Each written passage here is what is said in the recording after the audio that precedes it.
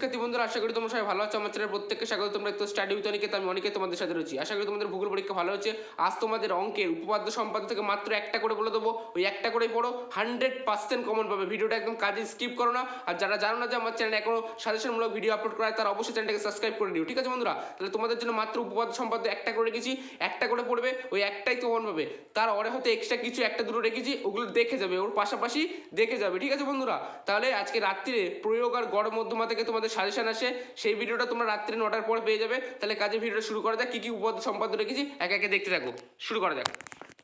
শিক্ষার্থী বন্ধুরা, তোমাদের 2024-এর সম্পাদ্য সাজেশন, সম্পাদ্য থেকে প্রথমে কী কী রেখেছি একে একে দেখে নাও। মোস্ট ইম্পর্টেন্ট কিছু সম্পাদ্য একটা করে বলছি, একটাই পড়বে। হয়তো এক্সট্রা একটা দুটো বলবো, ওগুলো এর পাশাপাশি দেখে যেও, কিন্তু মোস্ট ইম্পর্টেন্ট একটাই বলে দেবো, একটাই হয়তো পরীক্ষায় আসবে, ঠিক আছে? তাহলে সম্পাদ্য মোস্ট ইম্পর্টেন্ট সম্পাদ্য কিন্তু বৃত্তের স্পর্শক থেকে বা তোমাদের পরীক্ষায় আসবেই আসবে, এরকম একটা সম্পাদ্য। তাহলে কি 2.6 সেমি দৈর্ঘ্যের ব্যাসার্ধের একটি বৃত্ত আঁকি এবং ওই বৃত্তের কেন্দ্র থেকে 5.7 সেমি দূরে ওই বৃত্তের বহিস্থ কোনো বিন্দু থেকে বৃত্তটিতে একটি স্পর্শক অঙ্কন করি। মোস্ট ইম্পর্টেন্ট কিন্তু এই সম্পাদ্যটা। এর অরে যদি এইটা ধরো আসলো না, কিন্তু এটা মোস্ট ইম্পর্টেন্ট, আসবে, কিন্তু এক্সট্রা যেটা দেখে যাবে তোমাদের সম্পাদ্য ত্রিভুজের পরিবৃত্ত অঙ্কন।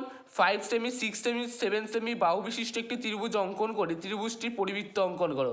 পৃষ্ঠা নাম্বার 172 পেজে দেখে নেবে, তোমাদের এটা পরিবৃত্ত অঙ্কনটা আছে, ঠিক আছে?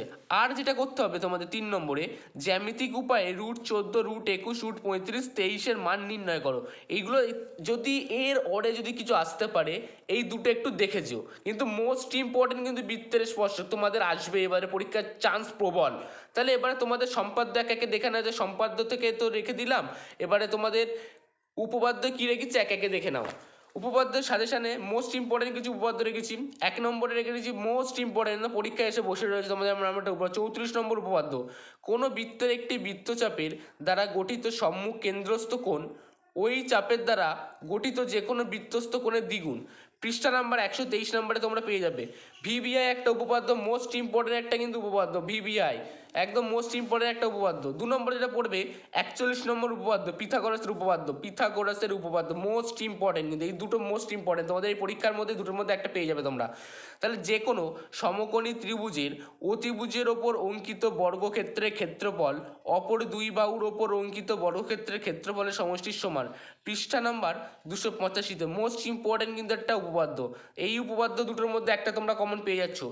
এর ওরে যদি একটু কোশ্চেন হয়তো এধার ওধার হয়ে গেল, এক্সট্রা যেটা করে রাখবে, পেজ নাম্বার তোমার দেখবে যে 60 পেজের 33 নম্বর উপপাদ্য, মোস্ট ইম্পর্টেন্ট উপপাদ্য। পেজ নম্বর 60 পেজ খুলবে বইয়ের, 33 নম্বর উপাদ্যটা প্র্যাকটিস করে রাখবে। আর যেটা করবে 2 নম্বরে 255 পেজের 48 নম্বর উপপাদ্যটা। তাহলে এই দুটোর মধ্যে তোমরা তো একটা কমন পাচ্ছ। যদি বাই এনি চান্স কিছু হয়, এই দুটো তোমরা পড়ে যাবে, এইগুলো একটু পাশাপাশি দেখেছো। তাহলে ঠিক আছে বন্ধুরা, আজকে আমার রাত্রিরে তোমার গড় মধ্যমা প্রয়োগ থেকে একটা করে বলে দেবো, ওই একটা করেই প্র্যাকটিস করে যাও। যারা অঙ্কে একদম দুর্বল, পাশের নাম্বার নিয়ে কোনো ভয় নেই, 100% তোমরা কমন পেয়ে যাবে। তাহলে ভিডিওটা ছিল এতটুকুই। ভালো লাগলে বন্ধুদের মাঝে শেয়ার করো, লাইক করো, সাবস্ক্রাইব করতে ভুলো না। আবার নেক্সট ভিডিওতে দেখা হচ্ছে। যারা জানো না যে আমার চ্যানেলে নিত্য নতুন সাজেশনমূলক ভিডিও আপলোড করা হয়, তারা চ্যানেলটিকে অবশ্যই সাবস্ক্রাইব করে রেখো। ভালো থেকো, সুস্থ থেকো। আবার নেক্সট ভিডিওতে দেখা হচ্ছে, ততক্ষণ টাটা, বাই বাই।